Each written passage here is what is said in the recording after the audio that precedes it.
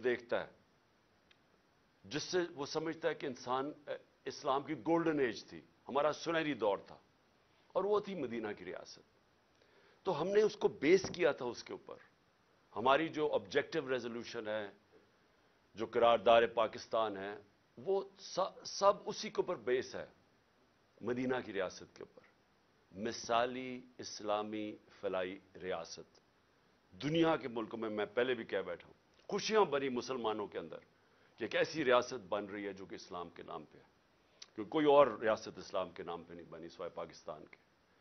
تو میں جو ویژن ہے وہ صرف پہلے آپ کو 2-3 جملوں میں ہی بتا دوں کہ جو بنیاد رکھی جاتی ہے مدینہ کی ریاست کی میرے نبی صلی اللہ علیہ وسلم نے، وہ تھی عدل اور انصاف پہ.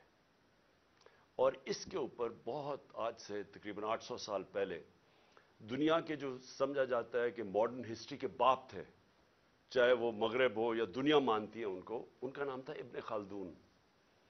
وہ اپنی کامنٹریز میں لکھتے ہیں کہ اگر اسٹیٹ کے اوپر وہ اپنا سارا تجزیہ نکالتے ہیں کہ اگر ایک ریاست کے اندر عدل اور انصاف نہ ہو، وہاں خوشحالی نہیں آ سکتی. یہ آج سے 800 سال پہلے لکھتے ہیں کہ بنیادی چیز خوشحالی کے لیے، غربت کم کرنے کے لیے عدل اور انصاف ہے. اور وہ کیوں ہے وہ تفصیل میں بیان کرتے ہیں کہ بزنس بھی، سرمایہ کار انویسٹ اس ریاست میں کرتے ہیں جہاں ان کو پتا ہو کہ یہاں قانون مکمل طور پہ ان کی حفاظت کرے گا، کوئی طاقتور آ کے ان کی زمین پہ، ان کے کاروبار پہ قبضہ نہیں کرے گا، جو وہاں کا ٹیکس کا نظام ہوگا وہ منصفانہ ہوگا. ان کو کوئی یہ خوف نہیں ہوگا کہ آتے ساتھ ہی کوئی قبضہ گروپ ان کی جگہ پہ قبضہ کر لے گا، کیونکہ وہ انصاف ہوگا. جدھر انصاف ہے وہ قبضہ گروپ نہیں ہے، جدھر انصاف ہے وہ ظلم نہیں ہے، جدھر انصاف ہے وہ NRO نہیں ہے. وہ بڑے لوگ چوری نہیں کر کے معاف نہیں کروا سکتے، کیونکہ قانون کے سامنے سب ایک برابر ہے. تو یہ جب مدینہ کی ریاست کی بنیاد رکھی گئی عدل اور انصاف پہ، تو یہ یاد رکھیں کہ وہ اس وقت بڑے برے حالات تھے. خوشحالی بعد میں آئی، پہلے انصاف آیا. تو آج میں اس لیے اس کے اوپر بات کرنا چاہتا ہوں کہ ہم اس ویژن سے اتنا دور جا رہے ہیں کہ مجھے خوف آ رہا ہے کہ ہم بچیں گے بھی یا نہیں بحیثیت قوم. ایک انگریزی کی سٹیٹمنٹ ہے، نیشنز وداؤٹ اے ویژن ڈائی. قوم جو اپنے نظریے سے ہٹ جاتی ہے وہ مر جاتی ہے. تو یہ میں آپ کے لیے یہ باتیں اس لیے رکھ رہا ہوں کیونکہ جب سے یہ ایک سازش کے تحت اس ملک کے مجرموں کی حکومت ہمارے اوپر نافذ کی گئی، ذرا ملک کے حالات دیکھ لیں کہ کدھر سے کدھر پہنچ چکے ہیں. اور میں اس لیے یہ آپ کے لیے کہہ رہا ہوں کیونکہ اب جس طرف آپ جا رہے ہیں میں آخر میں ادھر آؤں گا کہ اگر ہم بحیثیت قوم، میں اپنی ساری قوم کو، پارٹی کو نہیں کہہ رہا، قوم کو کہہ رہا ہوں کہ اگر آج ہم نہیں جاگیں گے اور ہم جد و جہد نہیں کریں گے، ہم سب ذمہ دار ہوں گے جس طرف اب ہم جس رخ پہ نکل چکی ہے. سب سے پہلے معیشت آ جائے. دیکھیں معیشت جو ہے نا، اس کے اوپر بھی ایک بڑا ضروری ہے، میں جو شروع میں بات کی کہ ادھر بھی انصاف چاہیے ہوتا ہے، رول آف لا چاہیے ہوتا ہے، سرٹنٹی چاہیے ہوتی ہے. لوگوں کو یہ، جب تک مجھے یہ اعتماد نہیں ہوگا کہ آج جو میں یہ فیکٹری بنا رہا ہوں، میں دکان بنا رہا ہوں، میں پیسے لگا رہا ہوں، اپنی محنت کے سرمایہ کاری کر رہا ہوں، جب تک مجھے یہ نہیں پتا چلے گا کہ یہ آگے بھی یہی سسٹم رہے گا، جب تک مجھے یہ اعتماد نہیں ہوگا کہ یہ قانون نہیں ایک دم بدل جائے گا، یہ اب سسٹم چلے گا، تب تک میں پیسے نہیں لگاؤں گا. بلکہ وہ یہ چھوڑیں کہ میں ملک میں نہیں لگاؤں گا، باہر سے بھی نہ کوئی پیسے لے کے آئے گا ملک کے اندر سرمایہ کاری کرنے کے لیے، اور اندر سے بھی آپ کے ہمارے جو سرمایہ کار ہے وہ کسی اور ملک میں جا کے پیسے لگائیں گے. اب دبئی میں جا کے کبھی پوچھیں، پاکستانی بزنس مین وہاں کتنے کارخانے بھی چلا رہے ہیں، بزنس بھی چلا رہے ہیں، ان سے پوچھے تو صحیح کہ جب آپ کا ملک ہے آپ نے پاکستان میں کیوں نہیں پیسہ انویسٹ کیا؟ آپ کیوں دبئی میں جا کے پیسہ لگا رہے ہیں؟ اور ملیشیا میں بھی یہی ہے. تو وہ سب سے پہلی بات کہیں گے کہ یہاں ہمیں اعتماد ہے ان کے قانون کے اوپر، ہمیں یہاں رول آف لا نظر آتا ہے، اس لیے ہمیں اعتماد ہے کہ جو ہماری انویسٹمنٹ ہے، جو سرمایہ کاری ہے، ان کا قانون اس کی حفاظت کرے گا، اس لیے لوگ انویسٹ کرتے ہیں۔ اور ہماری جو سب سے بڑی طاقت ہے اوورسیز پاکستانی، جن 1 crore overseas Pakistani, 10 million overseas Pakistani ہیں۔ آپ یہ سمجھ جائیں کہ اگر ان میں سے میں پھر سے ایک فگر دیتا ہوں، 20 لاکھ بھی 15 سے 20 لاکھ پاکستان میں سرمایہ کاری کرنی شروع کر دیں تو ہمیں کوئی کسی کے سامنے ہاتھ پھیلانے کی ضرورت نہیں پڑے گی۔ لیکن وہ کیوں نہیں آتے یہاں؟ کیونکہ ان کو اعتماد ہی نہیں ہمارے انصاف کے نظام میں، بلکہ جو آئے تھے ہمارے دور میں، جو آئے تھے وہ سوچ رہے ہیں ملک چھوڑ کے جانے کا۔ اور وہ کیوں میں صرف 3-4 موٹی، زیادہ میں نے اور چیزوں پہ بات کرنی ہے، تو میں صرف آپ کو معیشت کے اوپر صرف فگرز دے دوں۔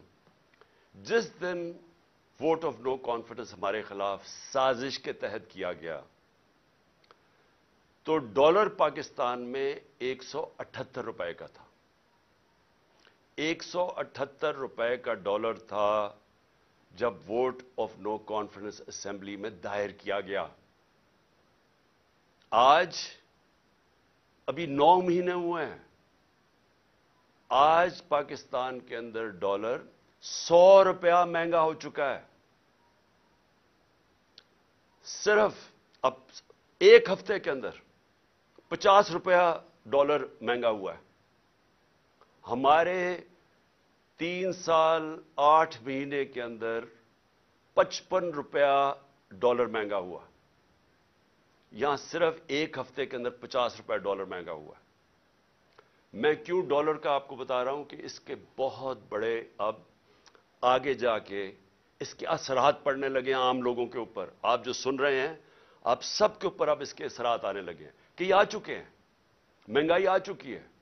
ابھی بھی جو مہنگائی ہے 50 سال میں پاکستان کی تاریخ میں سب سے زیادہ مہنگائی ہے۔ اس وقت جو عام انسان چیزیں خریدتا ہے، سب سے جو بنیادی چیز ہے وہ آٹا ہے، وہ 60 روپے کلو سے پہنچ گیا ہے 150 روپے پہ۔ یہ عام آدمی کھاتا ہے۔ اس کے علاوہ گھی کدھر سے کدھر گیا ہے، اور جو لوگ بجلی استعمال کرتے ہیں، گیس کرتے ہیں، یہ سب مہنگی ہوئی اور مزید اور مہنگی ہونے جا رہی ہیں۔ جیسے جیسے روپیہ گرے گا، جو چیز ہم باہر سے خریدتے ہیں، جس میں جدھر بھی امپورٹ شامل ہے، وہ سب مہنگی ہوتی جا رہی ہیں اور ہوں گی آگے جا کے۔ تو اس کے ابھی پورے اثرات آئے نہیں ہیں، آنے والے ہیں۔ تو یہ کیسے کون سی قیامت آئی تھی کہ پاکستان کے اندر اس طرح کی معیشت ڈوبنے کے اوپر کھڑی ہے؟ کیا ہوا ہے؟ تیل کا ہی کہتے ہیں نا، اثر ہم تیل امپورٹ کرتے ہیں، تیل جب مہنگا ہوتا ہے، بجلی مہنگی، اس کا سارا اثر پڑ جاتا ہے ٹرانسپورٹ پہ، ہر چیز پہ، اور جب وہ ہر انسان کو افیکٹ کرتی ہے۔ تو تیل، پھر سے میں بتا دوں کہ ہمارے دور میں 110 سے 115 ڈالر بیرل پہ گیا تھا۔ آج پہلے کوئی 75 ڈالر پہ چلا گیا تھا، نیچے گر کے اب کوئی 85 ڈالر کے اوپر تیل ہے بیرل۔ تو کس وجہ سے یہ ایک دم یہ جو طوفان آ گیا مہنگائی کا، اور ہر چیز مہنگی اور روپے پہ پریشر؟ آج پاکستان کے ریزروز ادھر پہنچ گئے ہیں جدھر ہم نے جب ایٹمی دھماکہ کیا تھا تو اس سے بھی نیچے پہنچ گئے ہیں۔ تو جو ریزروز، اگر آپ اس کا مطلب یہ کہ جب آپ کے ریزروز گرتے ہیں تو روپے پہ پریشر پڑ رہا ہے، اور جب ریزروز گرتے ہیں اس سے بھی خوفناک چیز جو ہم سب کو، ہم سارے پاکستانیوں کو تشویش ہوگی سن کے کہ ہماری سیکیورٹی پہ اس کا ایفیکٹ جاتا ہے۔ ہندوستان کے ریزروز کچھ پتہ نہیں 550 ارب ہے، 550 ارب ڈالر ہیں، ہمارے 3 ارب ڈالر سے بھی نیچے گر گئے ہیں۔ تو کہاں 550 ارب ڈالر اور کہاں 3 ڈالر سے نیچے گرنے کا؟ صرف آپ کو اگر کبھی آپ کو دل کے اوپر اگر تکلیف پہنچانی ہے تو ہندوستان کی چینلز دیکھیں آج کل وہ کس طرح پاکستان کا نام لے رہی ہیں کہ یہ صرف 9 مہینے کے اندر ملک کدھر سے کدھر پہنچ گیا۔ اب میں جو یہ امپورٹڈ گورنمنٹ کے امپورٹڈ फाइनेंस मिनिस्टर इसहाक डार, पहले तो उन्होंने बड़ी बड़के मारी कि 200 से मैं नीचे डॉलर करूंगा, फिर IMF को उन्होंने धमकियां दी, फिर मूडीज जो रेटिंग एजेंसी है उसको धमकियां दी, और आज अपने घुटने टेक लिए हैं और आज कह रहे हैं कि जी करता तो सब कुछ अल्लाह है, उसकी मर्जी के बगैर तो कुछ नहीं होता, लेकिन अल्लाह ने भी कोई कंडीशंस लगाई हुई है कि मैं तब तुम्हारी मदद करता हूं तब तुम ये चीजें करो। और उसके बाद खैरात के ऊपर आ गए हैं कि खैराती इदारों को कहेंगे कि वो आके मदद करें पाकिस्तान की। इसका मतलब कोई रोड मैप, कोई सोल्यूशन नहीं है, कोई आगे रास्ता नहीं है, इनको कोई पता नहीं है कि अब यहां से आगे जाना कैसे। और मैं आपको पेशन गोई करता हूं कि ये जो इंपोर्टेड सारे लोग मुसल्लत किए गए, ये भागने की भी तैयारी कर रहे होंगे। इनका स्टेट पाकिस्तान में नहीं है। इसहाक डार के और इनके बच्चों की जरा प्रॉपर्टीज देखिए और इनके पैसे बाहर कितने पड़े। इनका जो मास्टर है नवाज शरीफ, उसकी जरा रहन सहन लंदन में देखिए कितना है। आसिफ जरदारी की कितनी प्रॉपर्टीज बाहर पड़ी हुई हैं, ये सबको पता है, हमारी एजेंसीज को पता है। जो आज लोग इनकी मदद कर रहे हैं, जो हैंडलर्स पीछे से बैठ के, इन सबको पता है कि इनकी प्रॉपर्टीज कितनी बाहर पड़ी हैं, कितना पैसा इस मुल्क का चोरी करके गए। तो आज ये कह रहे हैं कि खैरात पे पाकिस्तान, यानी कि बैरून मुल्क लोग पैसा खैरात के ऊपर पाकिस्तान दे और अपना पैसा बाहर रखा हुआ है। कौन इनको पैसा देगा? तो इसका मतलब इनके पास कोई रोड मैप नहीं है। तो पहले तो इकोनॉमिकली आज मैंने बताना था कि आज हम किधर खड़े हैं। उसके बाद दूसरी चीज आ जाए जो मैंने शुरू की थी बात, इंसाफ और रूल ऑफ लॉ की। जो आज हमारे बुनियादी हकूक, फंडामेंटल राइट्स, जिस तरह उनको मुस्तरद किया गया, जिस तरह उनकी वायलेशन की गई इस जब से ये इंपोर्टेड हुकूमत हमारे ऊपर बैठी है। मैं फिर से रिपीट करता हूं, जनरल मुशर्रफ के मार्शल लॉ में मैं ऑपोजिशन में था, मुझे जेल में डाला गया, लेकिन मैं आपको यकीन दिलाता हूं कि इस तरह का कभी हमने ऐसा जुल्म नहीं देखा जो इन्होंने किया। मैं सिर्फ नाम लिखे हुए हैं कि जो इन्होंने हमारे साथ किया। डॉक्टर शहबाज गिल, एक यूनिवर्सिटी प्रोफेसर, बाहर अमेरिका की यूनिवर्सिटी में पढ़ाने वाला, अपना सब कुछ यानी बड़ी सैलरी छोड़ के आता है पाकिस्तान, उसको नंगा करके जो तशद्दुद किया गया, उल्टा लटकाया गया, यानी उसने जुर्म क्या किया था? कोई हमें बताए जुर्म क्या किया था उसने? और मुझे अफसोस से कहना पड़ता है कि हमारे इंसाफ के निजाम ने उसके फंडामेंटल राइट्स की हिफाजत नहीं की। उसके ऊपर मजीद और केसेस कर दिए गए। कभी वो कराची जा रहा है तो कभी बलूचिस्तान में केसेस कर रहे हैं। तो कोई यानी किधर गए हमारे फंडामेंटल राइट्स? कौन से मुल्क के अंदर जो अपने आप को जमहूरियत कहता है, वहां लोगों से ऐसे होता है जो उससे हुआ? अभी तक वो रिकवर नहीं किया शहबाज गिल। अभी तक जिस तरह उसके ऊपर तशद्दुद किया गया, अभी तक उसका असरात उसके ऊपर है। कोई उसको इंसाफ मिलने की आस पास से कोई नजर नहीं आ रहा, बल्कि अभी भी केसेस भुगत रहा है वो।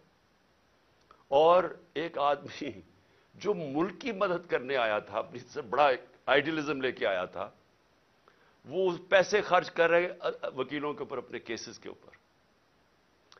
मैं उसकी इसलिए मिसाल दे रहा हूं क्योंकि शायद मुल्क के गद्दार हों, कोई दहशतगर्द हों, तो शायद उनको तो ऐसे ट्रीट करते हों, लेकिन एक पॉलिटिकल आदमी, एक स्टेटमेंट के ऊपर उसके ऊपर यह जुल्म किया गया।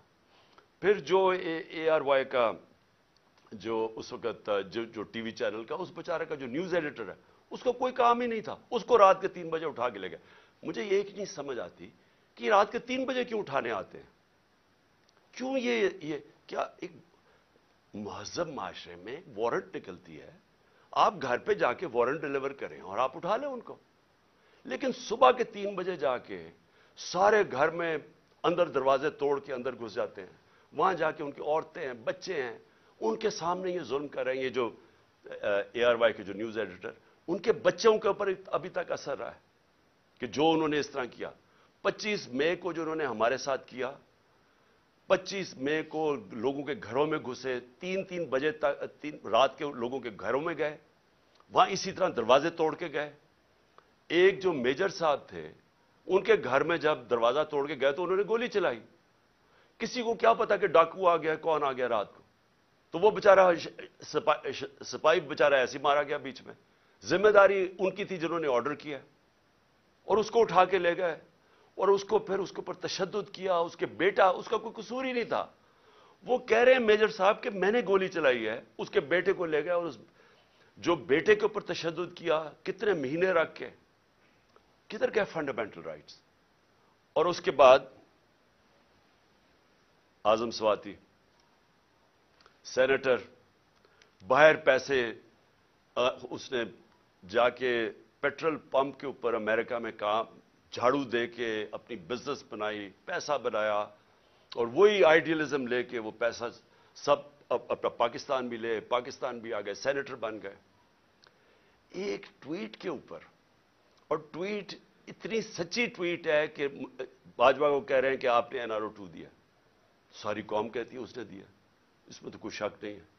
اس کے اوپر جو تشدد کیا گیا, بچوں کے پوتے اور پوتیوں کے سامنے صبح کے 3 بجے گھس کے اس کو پہلے مارا, پھر حوالے کیا گیا نامعلوم افراد کے جن کا نام بھی انہوں نے لیا ہے, اور ان کو اس کے اوپر ننگا کر کے پھر تشدد کیا.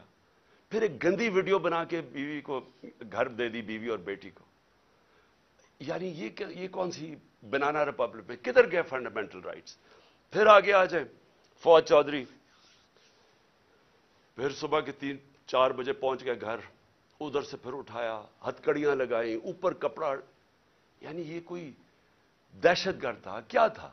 اس کو پھر پھرایا چاروں طرف, اور جو اس سے کیا, چھوٹی بیٹیاں وہ ٹرامیٹائزڈ, بیٹیوں کے اوپر اثرات ابھی تک. پھر شندانہ گلزار, کیا اس نے شندانہ نے کیا کہ اس کو دہشت گرد بنا دیا؟ یہ جمہوریت ہے آپ اگر کوئی بیان دیتا ہے اس کو مسترد کر دیں. یہ کیسے ہو گیا کہ اس کے بیان کے اوپر اس کو دہشت گرد بنا دیا, اس کے اوپر کیس کر دیا دہشت گردی کا؟ پھر شیخ رشید کو پہلے, اور فواد چودھری کو ہائی کورٹ 4 دفعہ ہائی کورٹ نے آئی جی کو کہا کہ میرے سامنے فواد کو لے کے آؤ. آئی جی نے کوئی پرواہ نہیں کی, کہیں اور سے آرڈر مل رہے تھے, کوئی فکر نہیں کی انہوں نے. اور پھر شیخ رشید بیل دے دیتی ہے عدالت, اسلام آباد ہائی کورٹ, اور کیسز ڈال کے اس کے اوپر کیسز پہ کیسز بنائی جا رہے ہیں اور اس کو رکھا ہوا ہے. ایک کتنی دفعہ شیخ رشید منسٹر بن چکے ہیں, عمر ان کی 75 سال ہے, رات کو ہتکڑیاں باندھ کے ان کو کمرے میں رکھا ہے, ان کے اوپر کپڑا ڈالا رکھا ہے. یعنی یہ میں اپنے انصاف کے نظام کو آج پوچھ رہا ہوں, کدھر گئے ہمارے فنڈامنٹل رائٹس؟ اور پھر میں گنانا چاہتا ہوں, عمران ریاض کو اٹھایا. ہر وہ آدمی جو رجیم چینج کے جو صحافی خلاف ہے, ہر اس آدمی کو سنگل آؤٹ کیا انہوں نے. ہر اس آدمی کے اوپر, جس طرح عمران ریاض کو یہ دوسری دفعہ اٹھا کے لے کے گئے تھے, ارشد شریف کی جو سارے اس ملک کے لیے جو سب سے دردناک کہانی ہے صحافیوں کی تاریخ میں, جو اس سے کیا گیا, ملک سے باہر پھر قتل کیا گیا, اس کو شہید کیا گیا. ایاز ضمیر, سمیع ابراہیم, غلام حسین, جو لوگ رجیم چینج کے خلاف لکھتے تھے, تنقید کرتے تھے, ان ساروں کو باری باری کہیں نہ کہیں ان کو ڈرایا, دھمکایا, اٹھایا گیا. سوشل میڈیا کے ہمارے لڑکے, انہوں نے مجھے ایسی کہانیاں سنائی ہیں جو ہمارے نہیں بھی تھے, انہوں نے لوگوں نے آ کے بتایا ہے, جو ویسے سوشل میڈیا پہ جو تنقید کر رہے تھے ان کو راتوں کو اٹھایا, ان کو بھی لے کے گئے, کہیں کو ننگا کیا, وہی ایک سٹینڈرڈ چیز تھی. خالد گجر ہمارے MNA کے کینڈیڈیٹ ہیں, ان کے بھائی شبیر گجر MP رہ چکے ہیں. کل رات ان کے اوپر پولیس پہنچ کے ان کے گاؤں کے اوپر سراؤنڈ کر دیا, گاڑیاں توڑی وہاں. فروخ حبیب, اس کے اوپر ڈکیتی کا کیس ڈال دیا. میرے اوپر اب میں اپنے 60 FIR ہے میرے اوپر. اور جو سب سے حیران کن چیز یہ ہے کہ اگر میں ایکس پرائم منسٹر ہوں, اپنی FIR نہیں کٹوا سکا, اور اس کے بعد جو GIT بنی تھی, جو چیزیں نکال رہی تھی, جس میں واضح ہو گیا کہ اور وہ لوگ شامل تھے جن کو میں نے 3 نام جو نامزد کیے تھے کہ جو ایف آئی آر میں، وہ واضح ہو گیا کہ وہ اس کے پیچھے ہے. نہ وہ، پھر سے میں کہتا ہوں کہ جو ڈی پی او گجرات، نہ وہ اپنا فون دینے کے لیے تیار تھا، اس کو بھی کہیں سے حکم آ رہا تھا. نہ سی ٹی ڈی کے اندر وہ جو ایس پی تھا، نہ وہ تیار تھا اپنا فون، جس پہ اس نے وہ جو دوسری ویڈیو بنائی تھی، وہ جو شوٹر تھا نوید یا ندیم، نہ انہوں نے دیا، نہ انہوں نے کوآپریٹ کیا. لیکن جو رپورٹ درج کروائی گئی عدالت نے، جے آئی ٹی نے عدالت میں جو رپورٹ درج کروائی، اس کے اندر یہ چیز واضح ہو گئی کہ 3 شوٹر تھے، ایک نہیں تھا، تو دینی انتہا پسند کا سارا ختم ہو گیا کیس. لیکن جو سی ٹی ڈی کے اندر جب اس کو نوید کو اٹھا کے سی ٹی ڈی لے کے گئی تو وہاں 5 نامعلوم افراد تھے. کیا کام تھا ان کو سی ٹی ڈی میں؟ تو کیا اگر کسی میں کوئی شک ہے تو اب یہ شک ہٹ جانا چاہیے کہ یہ جن لوگوں نے کروایا تھا ان کا کام میری حفاظت کرنا تھا، انہوں نے یہ کروایا سب کچھ، اور اس لیے وہ کور اپ کر رہے ہیں. کیئرٹیکر گورنمنٹ کیسے ہو سکتی ہے کہ جے آئی ٹی کی جو پنجاب گورنمنٹ نے نوٹیفائی کی ہوئی جے آئی ٹی، اس کو بند کر دیا، اس کا کام نہیں کرنے دے رہا ہے؟ کس چیز کا خوف ہے؟ کیونکہ طاقتور لوگوں نے اپنا فیصلہ کیا ہوا ہے کہ اگر وہ قانون کے اوپر ہے، یہ ہے. اور پھر میں واپس جاتا ہوں کہ یہ سارے جو میں نے آپ کو کیسز اس لیے بتا رہا ہوں کہ یہاں رول آف لا نہیں ہے، یا انصاف ختم کر دیا ہے، یا جنگل کے قانون کی طرف نکل گیا پاکستان. اور کوئی ملک جدھر انصاف اور رول آف لا نہیں ہے وہاں خوشحالی نہیں آ سکتی. یہ ہم اندھیرے کی طرف لے کے جا رہے ہیں.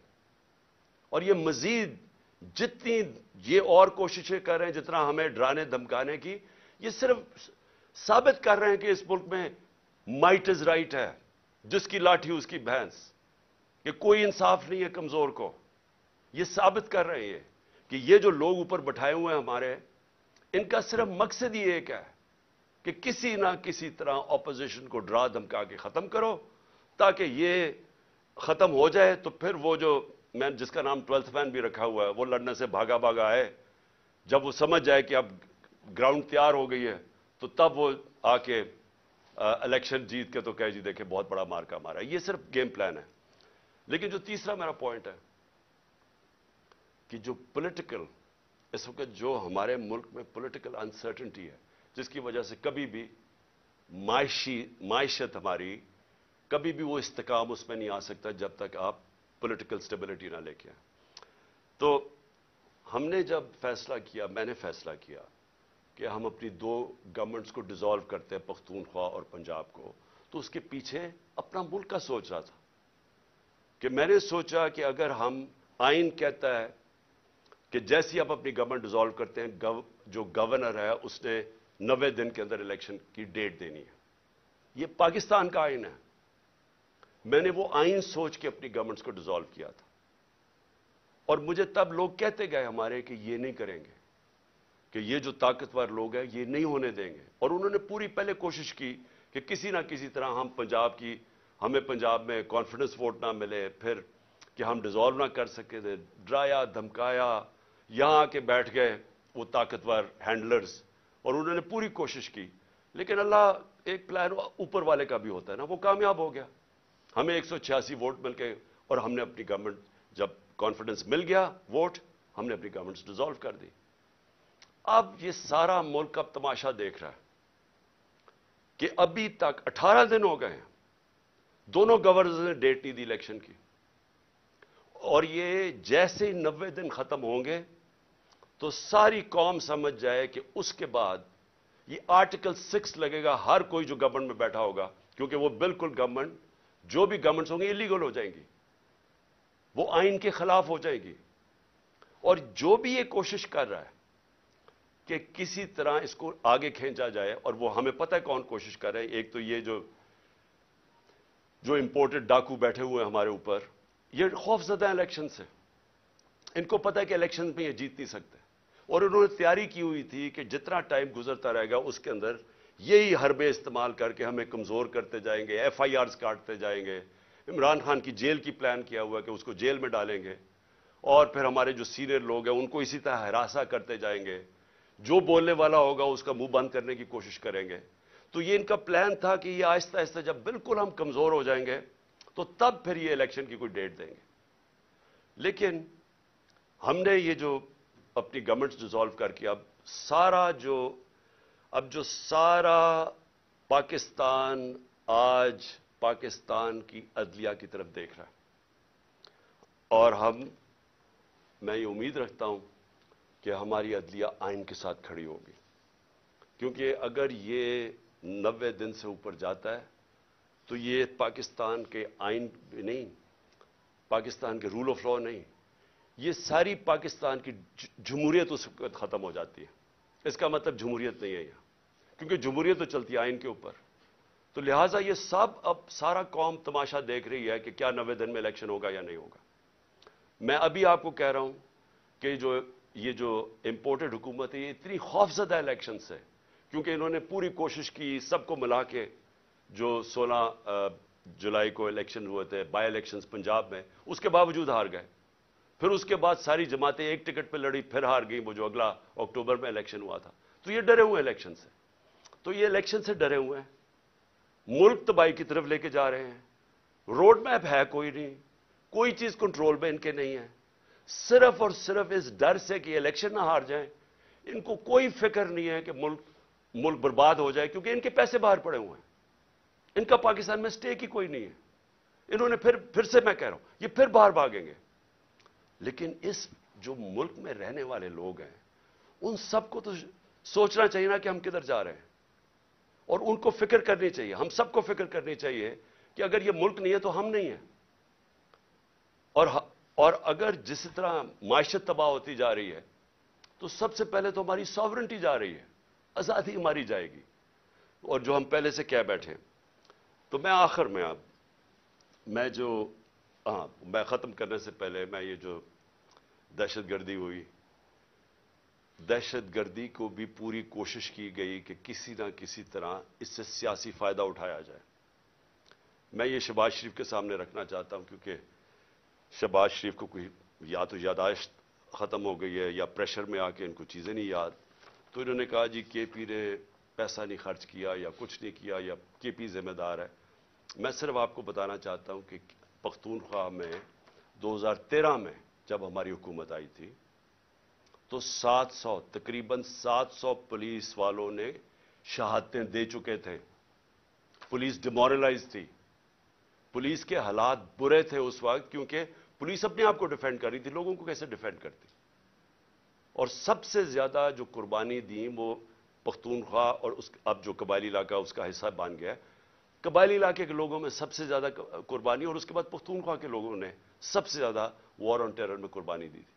اس لیے کل وہ اتنی تعداد میں نکلے ہیں امن مارچ میں، کیونکہ ان خوف ہے کہ پھر سے آپریشن شروع ہوا تو پھر جس وقت آپریشن ہوگا تو اس میں بے قصور شہری مارے جاتے ہیں جس طرح پہلے وہ مارے گئے تھے. تو اس لیے ان کو خوف آ رہا ہے کہ کسی طرح یہ امن ہو وہاں، یہ پھر سے آپریشنز نہ شروع ہو جائیں. لیکن جب شہباز شریف نے کہا نا کہ ہم نے کوئی توجہ نہیں دی، تو میں ذرا صرف آپ کو فگرز بتانا چاہتا ہوں. 9 سال، اور مجھے اس چیز کا فخر ہے کہ ہم جب 2013 کے اوپر آئے تو صرف آپ گراف دیکھ لیں دہشت گردی کا، اس سے پہلے دیکھ لیں اور اس کے بعد سارا دہشت گردی نیچے آئی. اور وہ نیچے آئی میں بتاؤں گا کیوں آئی. اور ہم جب فیڈرل گورنمنٹ میں تھے تو کیوں نہیں اس طرح کی دہشت گردی تھی. تب ہم ذمہ داری تب لیتے ہیں جب ہم گورنمنٹ میں بیٹھے ہوئے تھے. جب گورنمنٹ سے 9 مہینے نکل چکے ہیں، ذمہ داری آپ کی ہے، نااہلی آپ کی ہے. پختونخوا نے 9 سالوں میں 2013 کے بعد 600 ارب روپیہ خرچ کیا سیکیورٹی کے اوپر. اس سے پہلے ٹریننگ کا ایک پولیس کا سکول تھا.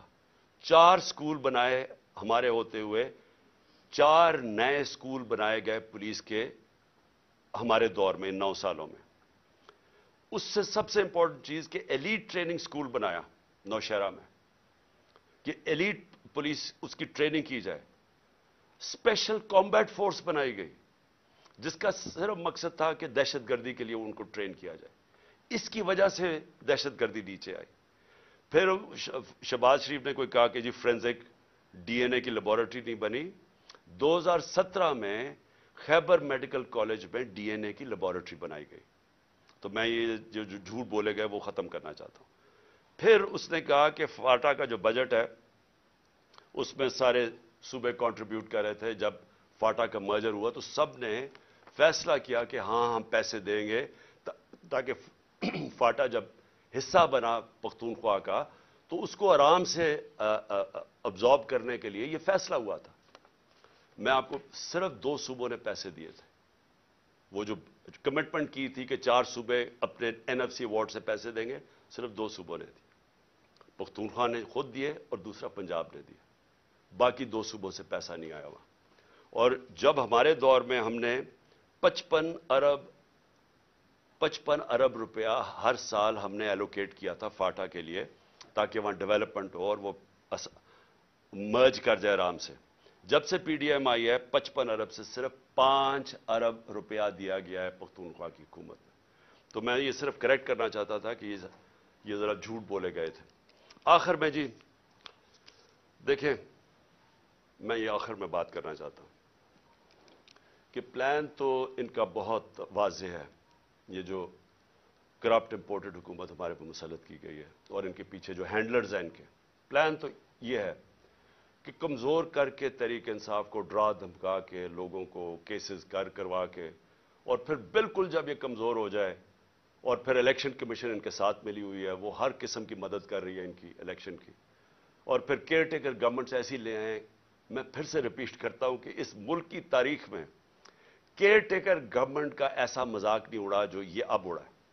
ये ऐसी केयर टेकर गवर्नमेंट्स बनाई है कि हमारे जो सबसे हमारे खिलाफ पुलिस वाले थे और ब्यूरोक्रेट्स थे, उनको हमारे ऊपर मुसल्लत किया गया। वो लोग जो सारे हमारे एंटी थे, यानी इतनी भी शर्म नहीं आई कि 2-3 ही कोई होते जो कि न्यूट्रल होते। मैं प्रो भी नहीं कह रहा, न्यूट्रल होते। सारे एंटी लोगों को बिठा के 2 गवर्नमेंट्स में ले आए। इलेक्शन कमीशन भी इनकी, केयरटेकर गवर्नमेंट्स भी इनकी, पीछे से जो मदद भी इनकी आ रही है, और उसके बाद केसेस करवा के और जेलों में डाल डूल के तो फिर ये इलेक्शन का प्लान बना हुआ है। हमने जब 25 मई को जब हमारे पर तशद्दुद हुआ, तो अगर उस वक्त हम फैसला कर देता, मैं फैसला कर देता, जो हमने प्लान बनाया था धरना देने का, मुझे पता था कि अगले दिन खून खराबा होना है, क्योंकि इन्होंने इतना जुल्म किया था लोगों के ऊपर कि वहां गुस्सा था। हम सारे हमारे वर्कर्स में, सब में गुस्सा था, और मुझे पूरा यकीन था कि अगले दिन क्लैश होना और खून खराबा होना और इंतशार फैलना। मैंने वो कॉल ऑफ कर दी। जो लॉन्ग मार्च थी 25 की सुबह को कॉल ऑफ कर दी, 26 की सुबह को। फिर 26 नवंबर को जब लाखों लोग इस पिंडी पे पहुंचे, और हमने फैसला किया हुआ था कि हम उधर से फिर इस्लामाबाद जाएंगे। फिर जब मैंने देखा कि जितनी तादाद लोगों की थी, अगर वो इस्लामाबाद चलते तो वहां फिर क्लैशेस होने थे, इंतशार होना था, और फिर हमें खौफ था कि क्लैशेस होने थे और उसकी वजह से मुल्क में इंतशार फैला। वो फिर कॉल ऑफ कर दी और फैसला किया अपनी गवर्नमेंट्स गिराने का। अब हमारे पास 2 रास्ते हैं। जो ये कर रहे हैं मुल्क गिर, हम स्ट्राइक्स, पहिया जाम, डेमोन्स्ट्रेशन, ये रास्ता है। ये भी वैसे जमहूरियत का रास्ता है, लेकिन मायशत का इतना बुरा हाल है कि अगर हम इस रास्ते पर निकल गए तो मजीद और नीचे जाएगा। इसलिए मैं आज अपने सारे वर्कर्स को, पाकिस्तानी कौम को, आज सबको कहता हूं कि तैयारी कर लें। हमने जेल भरो तहरीक करनी है। इन्होंने हमारे ऊपर अब इसी तरह का तशद्दुद किया। मैं अपने नौजवानों को, कौम को, लोगों को तैयार कर रहा हूं कि अगर ये समझ रहे हैं कि इस तरह का तशद्दुद करते रहेंगे और चुप करके बैठे रहेंगे, तो हम बेहतर ये है कि बजाय हम तोड़ फोड़ करें और सड़कों पर निकले, जो हमारी पार्टी तैयार हुई है इस वक्त, हम सारे तैयारी करें जेल भरो तहरीक की, और हम इंशाल्लाह पाकिस्तान के सारे जेलों भर देंगे, ताकि इनका शौक पूरा हो जेलों का, कि अगर ये समझ रहे हैं कि हमें इससे खौफजदा कर देंगे और हम किसी तरह चुप करके पीछे हट जाएंगे और इजाजत दे देंगे इन चोरों को फिर से अपने ऊपर मुसल्लत करने के लिए, तो ये हम इनका शौक पूरा कर देते हैं। तो सारी पार्टी को और मैं अपनी कौम को आज कहना चाहता हूं कि वक्त आ गया है, हम तैयारी करें, मैं कॉल दूंगा, आप सब तैयारी करें, जेल भरो तहरीक की। और जैसे ही मैं आपको सिग्नल करूंगा तो सारे हमारे लोग निकलेंगे और हम अपनी जाके गिरफ्तारियां देंगे, ताकि एक ही दफा इनको पता चल जाए कि कौम खड़ी किधर है। हमें पता है जेलों में कितनी कैपेसिटी है और मुझे पता है कि कौम कितनी तैयार है निकलने के लिए, तो इनका भी शौक पूरा हो जाएगा कि देख लेंगे कि कौम खड़ी किधर है। इसलिए मैं आज सारों को तैयार कर रहा हूं और मेरे आपने सिग्नल की इंतजार करनी है। पाकिस्तान पाइंदाबाद।